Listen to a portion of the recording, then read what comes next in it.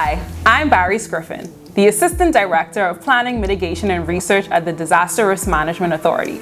Today, I'm going to answer your questions that you submitted on Facebook, Instagram, and X on natural hazards and disasters. This is the DRM Authority's Ask the Expert.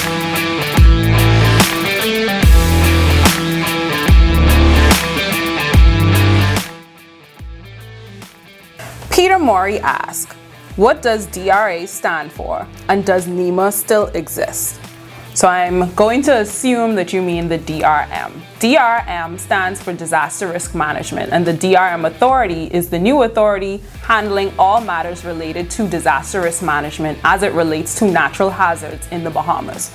So any event of a disaster size that is triggered by a natural hazard, the DRM Authority is now responsible for and will execute all disaster risk management activities involved for that event.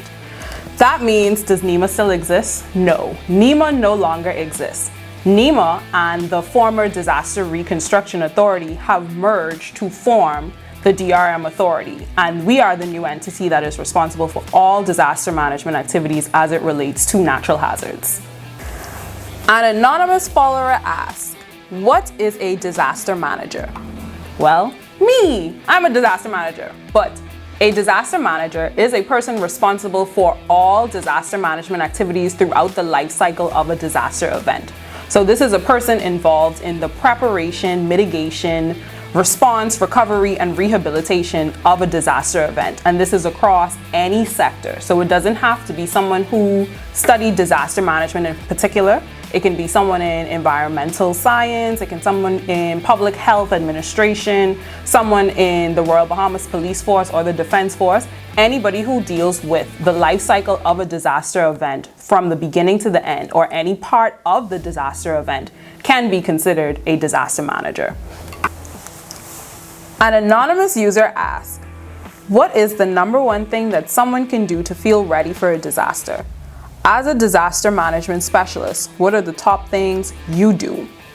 So, top things that I do as a disaster management specialist is every year around April or May, I create a checklist of things that need to get done in order to prepare for an impending hazard, but mainly hurricanes. So on this checklist, that includes inspecting the building to make sure that windows can close and the shutters are in place, inspecting the roof to make sure that it can withstand hurricane force winds, also making sure important documents are up to date, such as insurance policies, and making sure these assets are covered in the event of a hurricane, as well as making sure my family has the tools in place to prepare themselves. This includes emergency cash, this includes life vests, this includes canned goods, batteries, radios. All of these have to be in place and in stock as early as April and May, so we're not running around getting last minute supplies.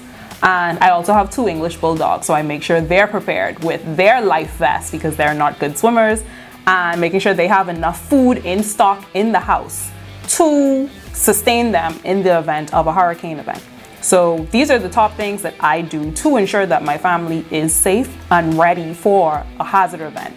And you can always find some of this information on getready.gov.bs to help you create your family emergency checklist. 242 Stephen asks, how is climate change affecting hurricanes and other disasters in the Bahamas, and how are we adapting? So climate change is the new big sexy buzzword of this decade, and climate change is real. Climate change is affecting the Bahamas, and we can feel the impacts of climate change through our experience of disasters. In our natural hazards, we see climate change through 2 events mainly: warmer oceans and sea level rise. Warmer oceans cause for stronger storms. So with the increase in the intensity of storms, that means more rainfall, more wind, and more flooding when the storm hits land. And how are we adapting? The government of the Bahamas recognized the need for a more proactive, comprehensive, and streamlined approach to disaster management to limit the impacts of climate change and the impacts of climate-related hazards, which is why the DRM Authority was formed to implement these proactive mechanisms for disaster management and mitigation in the face of natural hazards. Lydia Adderley asks, what is the protocol if we had to prepare for a tsunami? A salami? Okay, so Given the hazard risk profile for the Bahamas, the likelihood or the probability of us experiencing a tsunami is very low. Thank goodness. However, in the event of an earthquake activity, which is also not within our hazard profile, probability being very low for that as well. I wouldn't say anything is impossible, so I'll talk about tsunamis and tsunami preparation.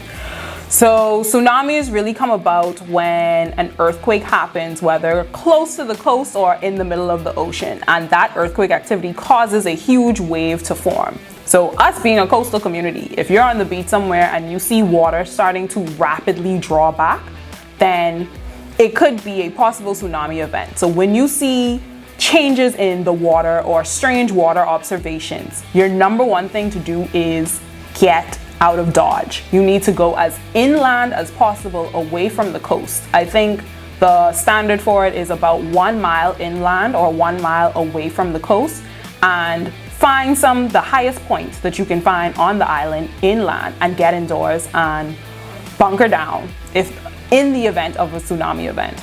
But thank goodness the probability of a tsunami event is very low for the Bahamas. But just in case, get inland. Thanks everybody, that's all the questions that we have for today. Remember that it's still hurricane season, so do everything you can to stock up on emergency supplies, food and water, and please remember to find out where your nearest hurricane shelter is for evacuation. Don't wait. And remember to check out our disaster preparedness website at getready.gov.bs. Thanks everybody, I'm Barrise Griffin, and this is the DRM Authority's Ask the Expert.